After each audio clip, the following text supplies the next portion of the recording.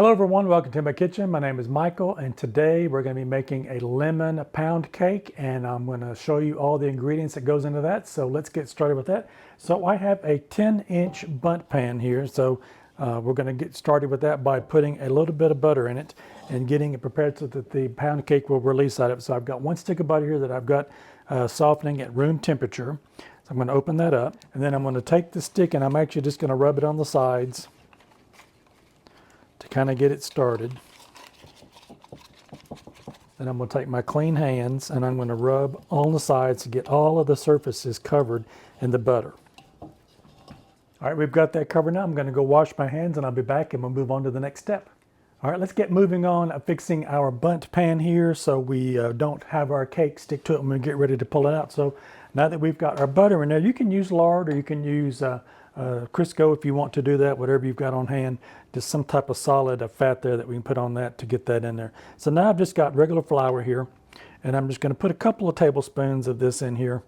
And what I'm going to do now is I'm going to give that a shake around and to get that flour on all of the surfaces.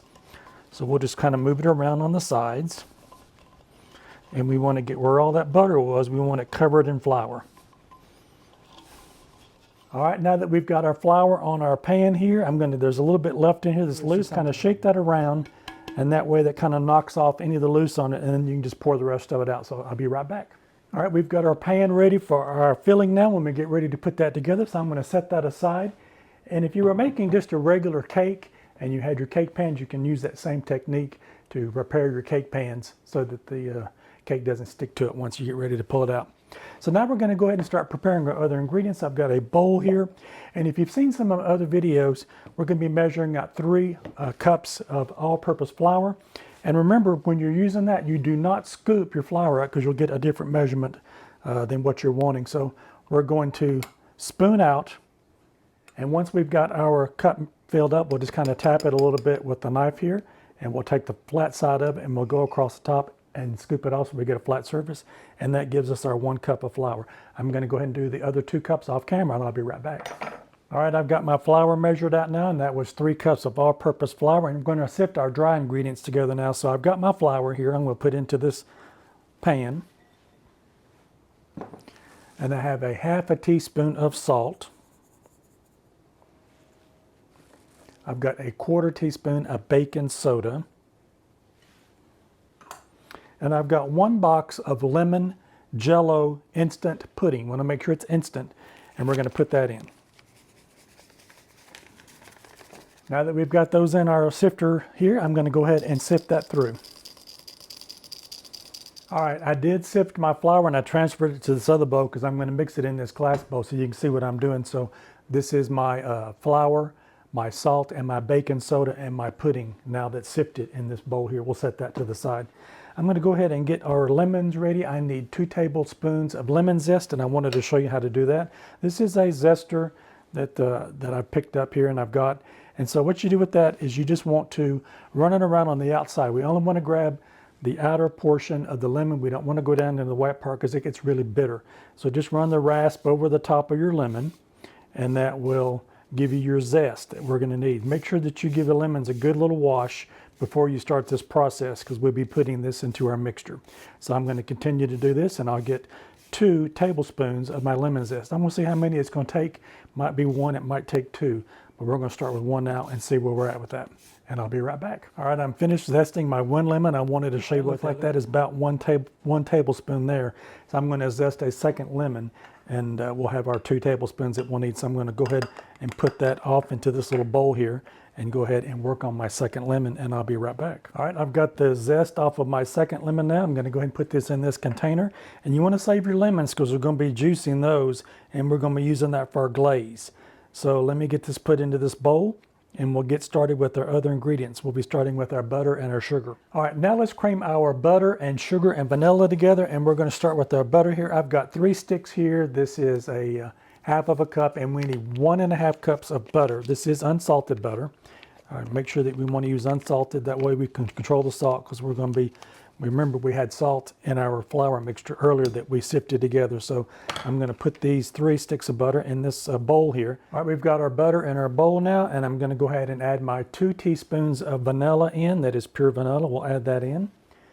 And then I'm going to turn the mixer on, and then we're going to be incorporating 2 3/4 cup of sugar into that. So we're going to get this all creamed together, and I'm going to turn this on, and I will kind of turn the volume down so that you don't have this loud mixer running.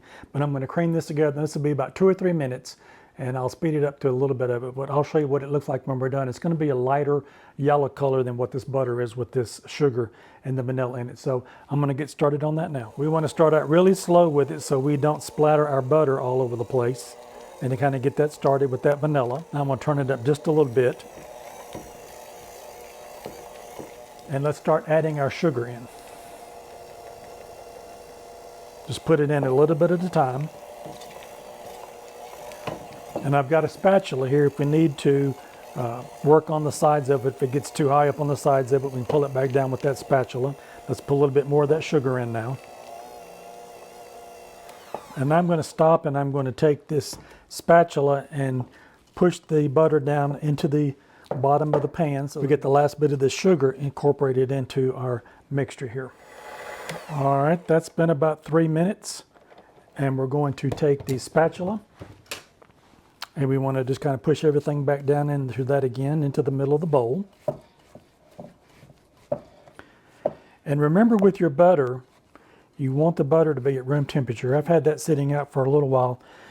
That way it incorporates into the sugar a little bit easier. If you try to put cold butter in there, it will be very difficult to try to blend. So make sure your butter's softened. If you don't have the time to let it sit out to soften up to room temperature, you can definitely pop it in the microwave just for a little bit. I wouldn't put it in there for too long because you don't want it to be completely melted. You just want it soft. And that way you can incorporate your sugar into it a little bit easier. So now I've got 6 eggs here, and we're going to put those in one at a time, and we're going to put our mixer back in, and we're going to mix these through. All right, I've got the last egg here. We're going to put that in and get that blended through, and I'm going to give this a good mix through. All right, we've got our eggs incorporated into our batter now, and we're going to start with our flour and our sour cream. Remember, I've got 3 cups of all-purpose flour, and I've got 8 ounces of sour cream. And I'm going to alternate those and put those into this batter. So I'm going to start with some of the flour and go ahead and put some of that in.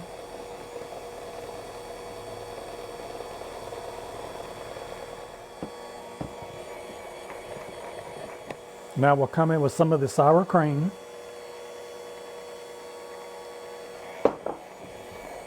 And we're going to continue that process until the sour cream and the flour is all combined in with our other ingredients. We are almost done now with our batter, so we've got one more ingredient, and I've got my lemon zest here, and I want to kind of sprinkle that around on the top of it here, and I'm going to fold that in by hand. That's going to be the last thing that we put in. We want all of that in there, and then just use your spatula and just kind of fold it through. We don't want to blend that in with the mixer from earlier. We just want to kind of give that a good stir through. Now that we've got our lemon zest combined up, let's put it into our ready pan here.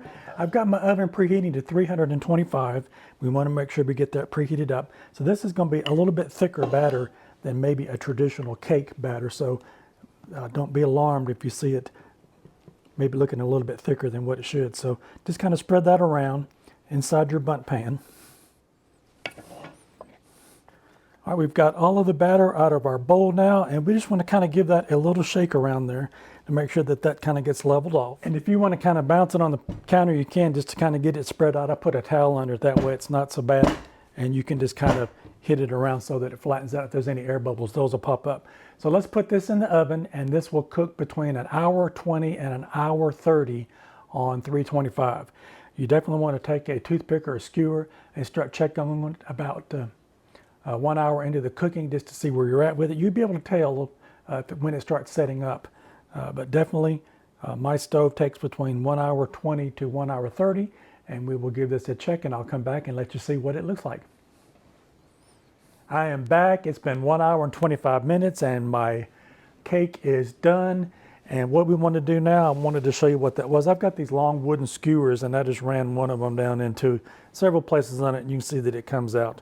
If it come out with anything on it, you know it's not done. So we definitely know that this is done.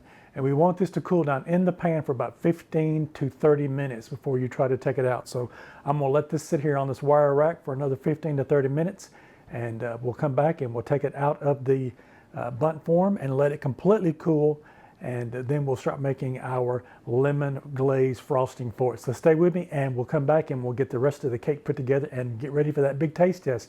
I know it's gonna be good because it smells incredible. We'll see you in just a few minutes. I am back, and as you can see, I have removed my pound cake from the actual pan itself, so I wanted to show you what it looked like. And I forgot to tell you earlier, the reason this aluminum foil is here, what you want to do is if your cake is starting to brown a lot on the bottom as it's cooking, you can put this over the top of it. I put this aluminum foil over my cake at about 30 minutes into it and let it cook until about an hour. Then I removed it, and that way you don't get the bottom of the cake with a really hard crust layer on it. It's really nice, and it gets done that way. So definitely if your cake is browning a little bit too much, you can definitely put this aluminum foil on it, and it will stop that from doing that. So we're going to set this aside and let this completely cool down, and we're going to continue with our process now for our lemon pound cake, and we're going to make some lemon icing. So I've got a cup and a half of powdered sugar here, and I've got 1 tablespoon of butter that I have melted. I took one of the lemons that I squeezed earlier, and I was able to get just a little bit more than 2 tablespoons out of 1 lemon. So I've got this measured out exactly here, and that way you can use that for your measurements. And I took the rest of it that I got out of the lemon I've got here just in case we need it. You can definitely make as much of this as you want. If you like a lot of glaze on your pound cakes, you can definitely double the batch up. You can take this measurement that I've got here, and you can put it in half and make a little bit more, or you can double it in size and make double on it. I like a lot of glaze on mine, so even when you cut it, you might want to have some extra glaze on it so that you can put some on each individual piece as you cut them. So this is your basics for your glaze that goes on the outside, but definitely you can take this recipe and make more of it. So use it how you like it on your pound cake. So like I said, I've got a cup and a half of confectioner's sugar here, and I'm going to take a little bit of my lemon, and I'm going to go ahead and put that in and get that started stirring around. And then I'm going to put some of the butter that's here, I'm going to put some of that in there and start incorporating that into it. And if you get it glopped up inside of your tool there that you're using for that, just take it and bang it and it will come right out. So let's add a little bit more of our lemon juice in it. All right, as you can see here, mine is a little bit too thick with what I've got for that, so that was a good place to start. But like I said, we've got extra, and we're going to put a little bit more of this lemon juice in here, and we want that to be a nice consistency. So let's just add some more. A lot of this is going to depend too on the humidity in your house. If it's really dry, your confectioner's sugar might not want to act right. So definitely you can use more lemon. You can actually use some half and half if you want to put some of that in there, and it's still just a little bit too thick right now. So let's put just a little bit more of our lemon juice in. It's always good to have extra on there, and I've got that other lemon if I need to squeeze that, but I'll definitely give it a taste to see, because I don't want it so lemony that it's overpowering the cake. At that point, I can go in and add some half and half or some cream and kind of make it a little bit better. So this is coming along pretty good. Let me grab a spoon, and I'm going to give this a try to see how the lemon consistency is, and if it's okay, I'm going to add some more lemon juice to it, so I'll be right back. All right, I've got a clean spoon here. Let's give this a taste and see what this tastes like.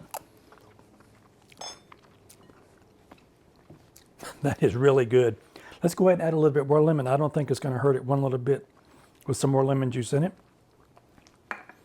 We want this to be able to come to a consistency where it will spread easily, not as thick as it was earlier. So let's add a little bit more of our lemon juice. Just keep adding a little bit of time. If you put too much in it, you might have to go back and add some more sugar to it to get it to that right consistency. All right, I'm going to go grab that other lemon, and I'm going to squeeze that, and I'm going to put some more lemon juice in it. So I'll be right back in just a second. All right, so I put all of my lemon juice that I had from that one lemon in it, and you can see the consistency of it here. It needs just a little bit more because I like it to run down the side of the cake when I get ready to put it on it. So I've got just a little bit of half and half, and this ain't gonna take much because like you can see here, it is almost where we want it to be.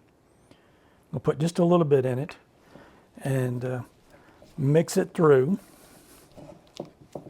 And that half and half will just add so much richness to your frosting. I think we're getting really close. I'm going to put just a little bit more in it, and then I think we'll be ready to frost this cake. You can see what just a little bit of that cream or a little bit of that lemon does to that confection or sugar. It really activates it really well. There we go. This is the consistency we want it in. You can see that it's what's coming off this spatula is really nice and smooth. So let's get our cake back over here. And you want to make sure that your cake is completely cooled, because if you put it on there while it's too hot, all it will do is absorb into the cake and it will disappear.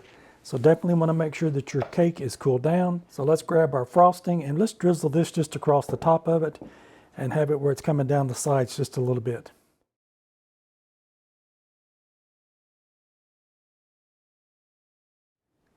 All right, I am back and you can see my frosting now on my lemon pound cake and what that looks like. Definitely, if you want to make another batch of the frost, you can do that to completely cover the outside of it. But I think the traditional ones that you see in the stores and things have it where it looks like it's running down the sides, and that's the effect that we've got here. I think before I cut into this, I am going to go get another lemon and I'm going to zest it across the top of it. That way we'll know by looking at it that we're eating a lemon pound cake. So I'm going to go ahead and put some zest on the top of this, but I wanted to show you this, and I'm going to grab me a plate and a fork, and we're going to come back and do a taste test, and I'll show you what the zest looks like on the top of it. So that would be a really nice decoration if you need to take it to a party or you're having an event that you need to take something to. That would definitely add that little bit of extra to it. So definitely check that out, and we'll be back in just a minute and we'll give us a taste test. All right, I'm back and I've got my zest on my cake now. I wanted to show you what they kind of look like there. You can see what that looks like on the top. Just a little bit of extra decoration on it. So let's give this a taste test. So we're going to cut into this. I can already tell by slicing it that this is going to be a nice, moist cake. I want you to look at that, how nice that crumb is on that cake. That is so nice. And we've got our zest on the top and our icing. Just really set the pound cake off. So I'm going to put it on its side so I can grab me a piece of it. And let's give this a try.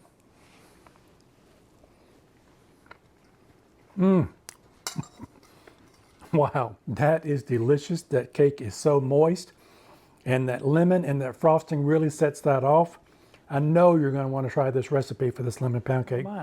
So if you like this content, maybe you might consider giving me a thumbs up. I would really appreciate it. And check out one of these other two videos over here. You might find something else you like. Don't forget to like, share, and subscribe, and try this lemon pound cake. I know you are going to love it. We'll see you in my next video. Bye-bye now. I'm fixing to get me another piece of this cake. It's a winner.